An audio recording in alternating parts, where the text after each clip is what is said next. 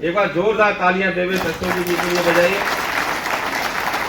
और अब मैं एक ऐसी शख्सियत का नाम ले रहा हूं जिनकी उपस्थिति हमारे लिए, हमारे संगठन के लिए और बरेली जनपद के प्रत्येक तहसील और कस्बे से प्रतिनिधित्व कर रहे आप सभी व्यापारी प्रतिनिधियों के लिए आश्चर्य और गौरवमयी है, जिनकी उपस्थिति ऐसे हमारे भारतीय व्यापार मंडल के नेता, भारतवर्ष में 9 करोड़ व्यापारियों का प्रतिनिधित्व करने वाले, गुजरात सरकार के तमाम मंत्री पदों को सुशोभित करने वाले और इस भारतवर्ष की राजनीति में, भारतवर्ष के 75 वर्ष के शासकीय इतिहास में पहली बार राष्ट्रीय व्यापारी कल्याण बोर्ड के आदरणीय चेयरमैन सुनील सिंघी साहब, मैं चाहूंगा कि पूरा सदन एक बार जोरदार खड़े होकर के तालियां बजाए और ये आभास दिलाए कि आप संघर्ष करो और भारतवर्ष का 9 करोड़ व्यापारी आपके साथ।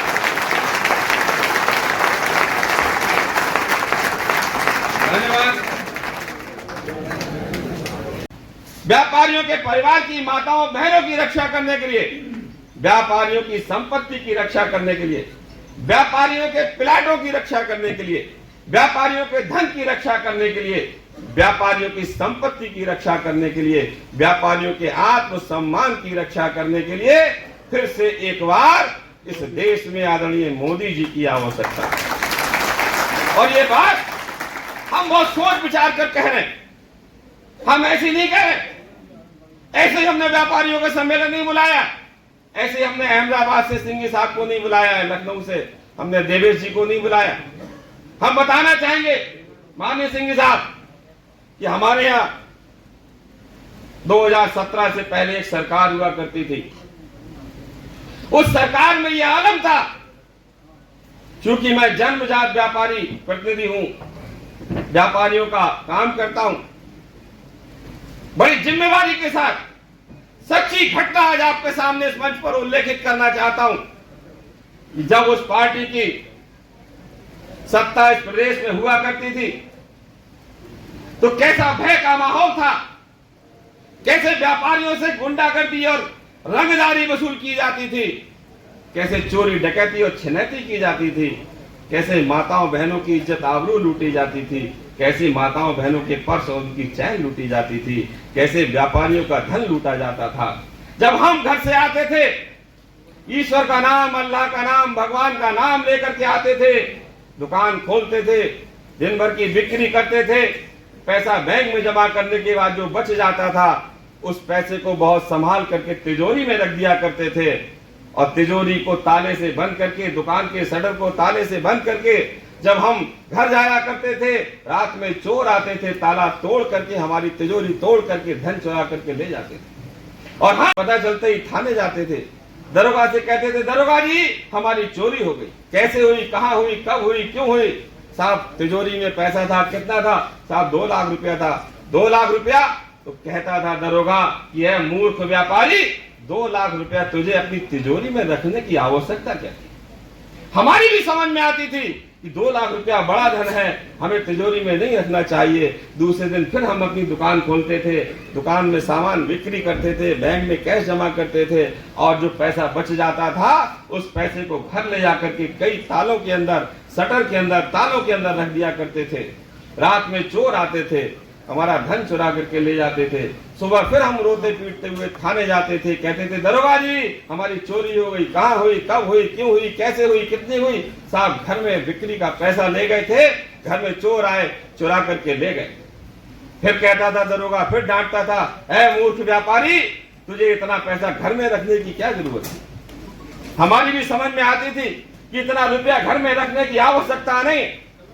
हम फिर दुकान खोलते थे, फिर अपना सामान बेचते थे, बैंक में जमा करने के बाद जो पैसा बच जाता था पड़ोस के अड़ोस पे दुकानदारों को इकट्ठा करके समूह बना करके हम घर जाते थे कि भाई अब तो हम समूह के साथ अपना धन लेकर के जा रहे हैं, रास्ते में चोरों का समूह मिल जाया करता था, गोली मार देता था, तमंचा मार देता, थन छीन लेता था, फिर रोते हुए जाते थे थाने। थाने में कहते थे भगवान भोलेनाथ, दरोगा जी हमारी चोरी हो गई, कैसे हो गई, लूट हो गई, कैसे हो गई? कि साहब हम रास्ते में जा रहे थे, कितना पैसा था? 2 लाख था। मूर्ख व्यापारी, इतना पैसा तुझे रास्ते में ले जाने की जरूरत क्या? अर्थात हम ना घर पर सुरक्षित थे, ना दुकान पर सुरक्षित थे, ना रास्ते में सुरक्षित थे। नारा लगता था कि खाली प्लाट हमारा है, ये समाजवादी पार्टी का नारा है। बंद दुकान तुम्हारी, खुली दुकान हमारी। दुकानों में मार छिनतियां होती थी, रंगदारियां वसूल की जाती थी। तो इन सब घटनाओं को रोकने के लिए, व्यापारियों को मजबूत करने के लिए, व्यापारियों की आर्थिक स्थिति को बढ़ाने के लिए भारतीय जनता पार्टी ने बहुत काम किया। और हम बताना चाहेंगे कि ये सरकार भी हमारी खून पसीने से, हमारी मेहनत से बनी है, क्योंकि हमने एक ऐसा पहरेदार, एक ऐसा चौकीदार बनाया है जो हर प्रकार से देश की सुरक्षा भी करता है, सीमाओं की सुरक्षा भी करता है, हमारे कारोबार की सुरक्षा भी करता है, हमारे धन की सुरक्षा भी करता है, हमारे माल की भी सुरक्षा करता है और हमारी इज्जत की भी सुरक्षा करता है। तो इसलिए इन सब चीजों से बचने के लिए कि कोई हमारे धन पर फिर कुदृष्टि ना डाले, फिर हमें कोई जान से ना मारे, फिर हमारे प्लाट पर, दुकान पर, भवन पर, मकान पर, दुकान पर कब्जा ना कर ले, फिर से हमारी माताएं बहनें निश्चिंत होकर के बाजार में जाएं, कोई गुंडा मवाली, कोई उत्पाती हमारी माताओं बहनों पर नजर न डाल सके। इन सब चीजों से बचने के लिए, सुरक्षित माहौल के लिए, अपने आप को सुरक्षित करने के लिए फिर से हमें एक बार इस देश में मोदी जी की आवश्यकता है।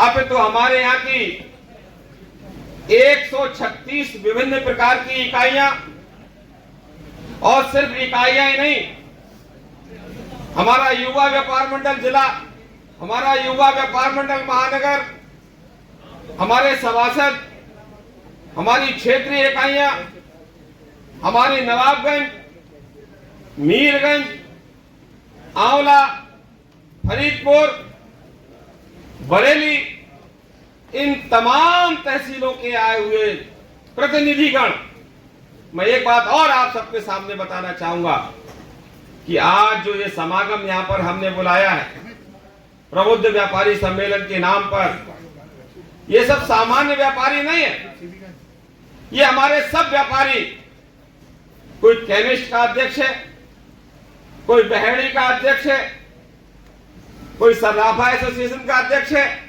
कोई किराना कमेटी का अध्यक्ष है, कोई सीबीगंज व्यापार मंडल का अध्यक्ष है, कोई कैंट के धोपेश्वरनाथ मंडल का अध्यक्ष है, कोई मणिनाथ व्यापार मंडल का अध्यक्ष है।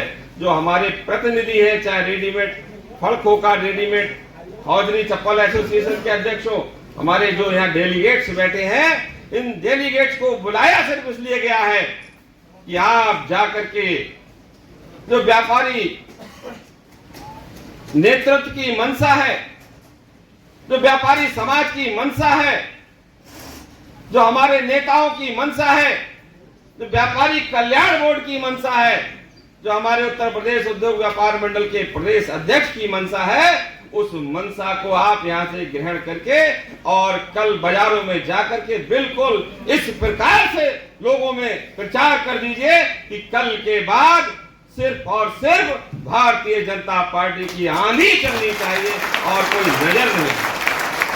क्योंकि हमारा मानना है, हमारा ये मानना है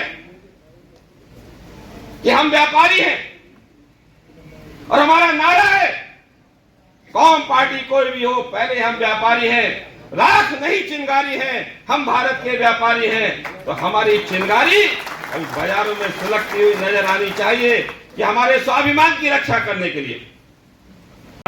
माता की मेरे से ही आपकी कम आवाज है, मैं गुजरात से आया हूं और दिल्ली तक आपकी आवाज पहुंचाने आया हूं।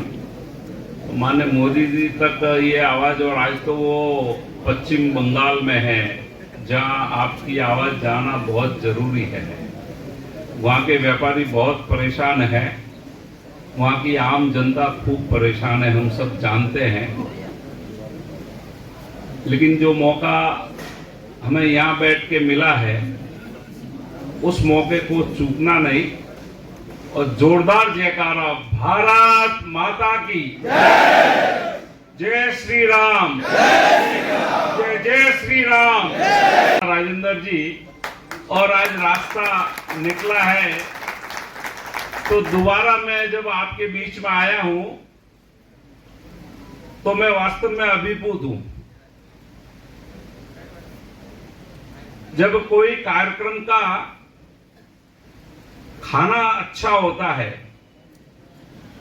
तो वो फूट जाता है, मतलब खाना अच्छा होता है तो वो पूरा हो जाता है, तो उस खाने की चर्चा वाहवाही होती है।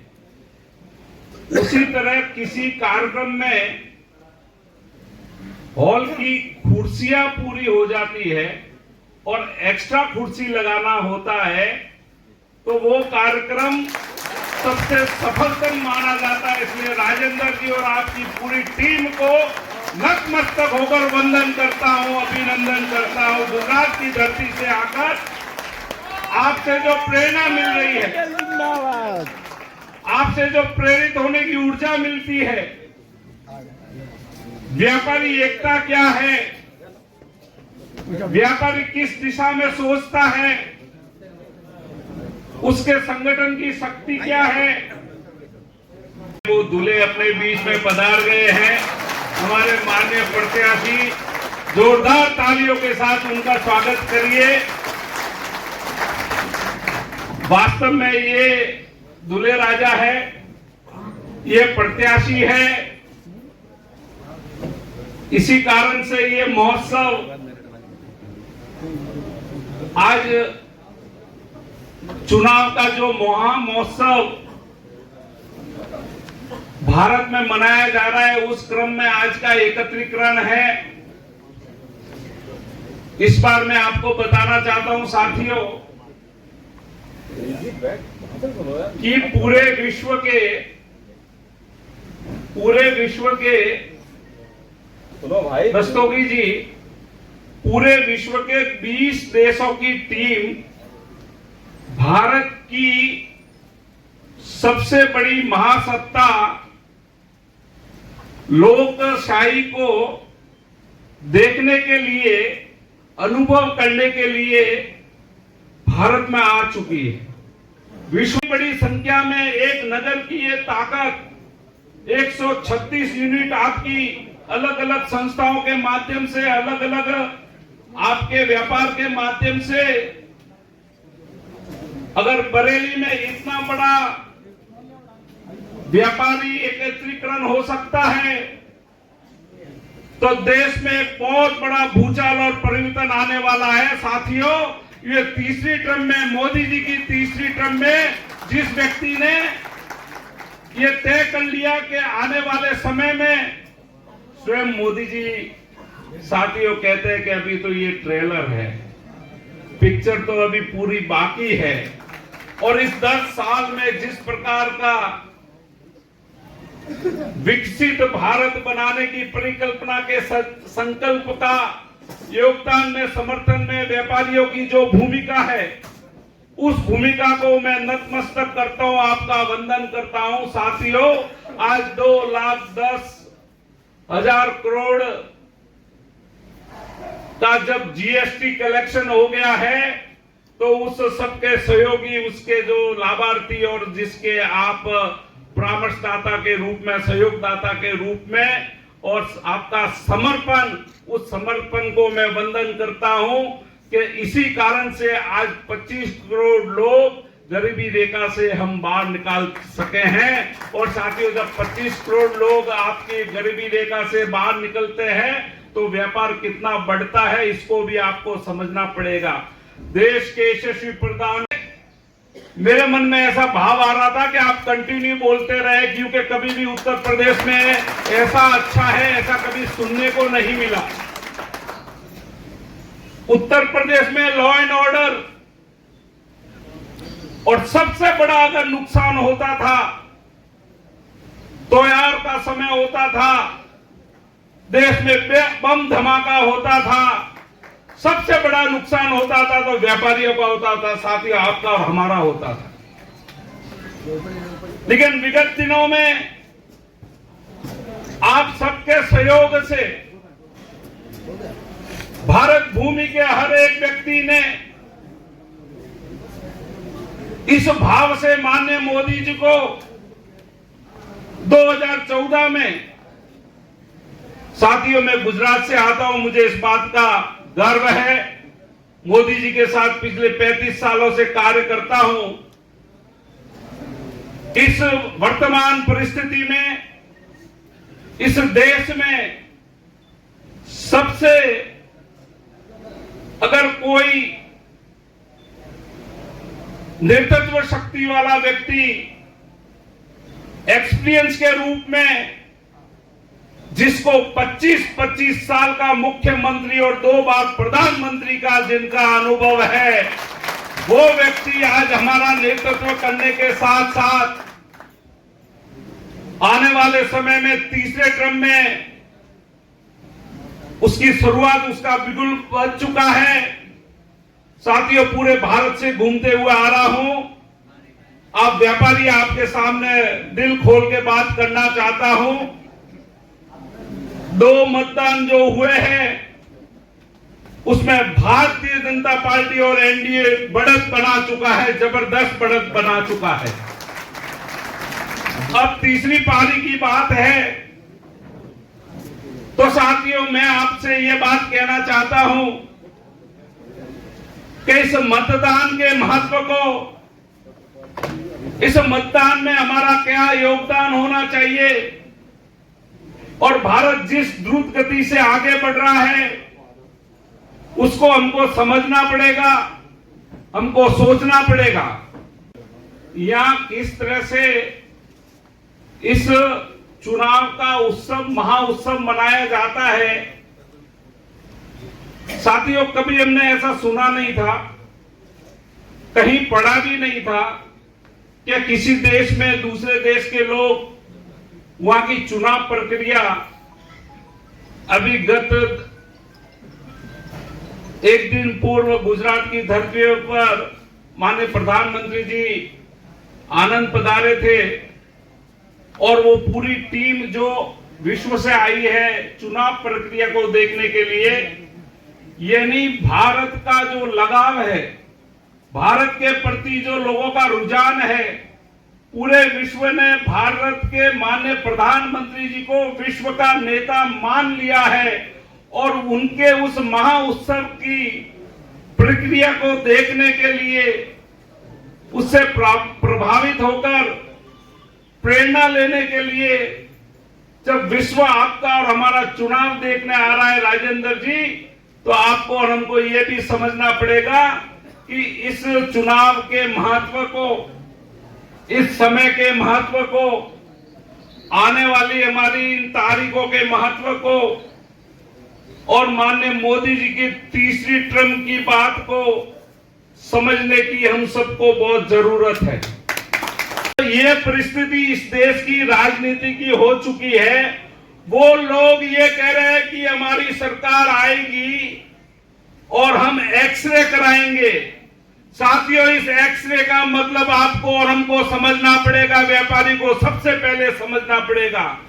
हम व्यापार करके दिन रात मेहनत करके ईमानदारी से अपने व्यापार को बढ़ाकर अपने आने वाले समय के लिए धन बचाते हैं, प्रॉपर्टी जोड़ते हैं, पैसा इकट्ठा करते हैं, परिवार को आगे बढ़ाते हैं, उसमें उपकार भी करते हैं, सहयोग भी करते हैं, समर्पण भी करते हैं। चाहे कोरोना का काल हो, चाहे किसी भी प्रकार की हॉस्पिटल की मदद हो, किसी रोगी की भी मदद करनी है तो व्यापारी हर समय आगे आता है और उस समय में इस देश को जिस ऊंचाई पर ले जाने का कार्य माननीय मोदी जी कर रहे हैं और कांग्रेस के माननीय राहुल जी कह रहे हैं आपका एक्सरे होगा। साथियों आपको और हमारे को सतर्क होने की जरूरत है और भारत के एक एक मतदाता को आपको सतर्क करना पड़ेगा, आपको सहयोग करना पड़ेगा, आपको मतदान के साथ साथ मतदान के लिए श्रमदान भी करना पड़ेगा।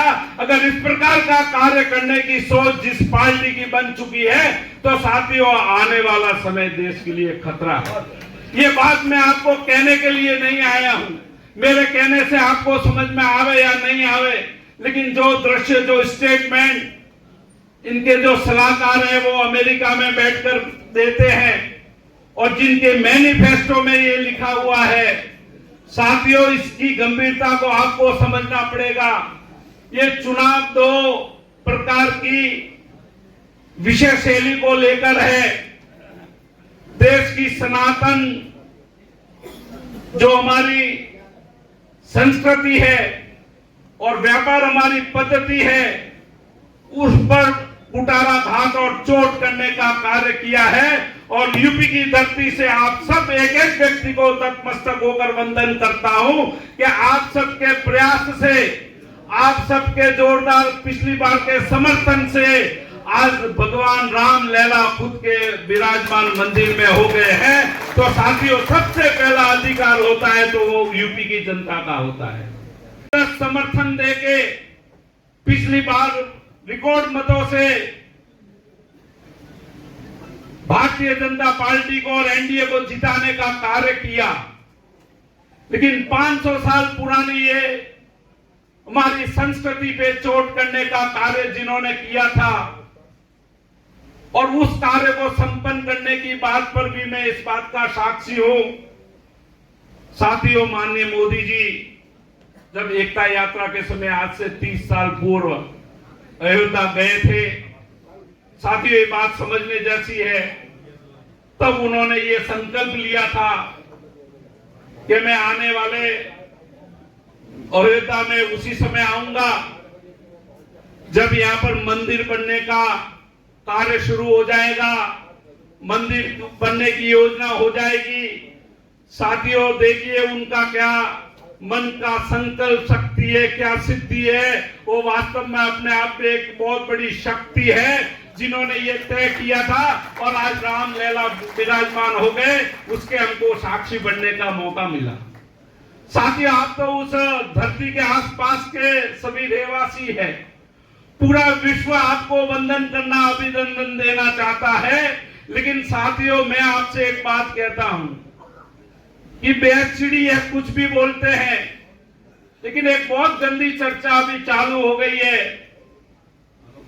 लव जिहाद की बात तो सुनी, लेकिन वोट जिहाद की जब बात करती है तो आपको और हमको उसको हल्के से नहीं लेना है। साथियों, इसी सन के बाद आप सबको प्रण लेना पड़ेगा, संकल्प लेना पड़ेगा कि आगामी चुनाव में इस मतदान के माध्यम से ऐसी सारी शक्तियों को नष्ट करने का ये मौका मिला है। इसमें कहीं किंतु परंतु और कमी मत रखना।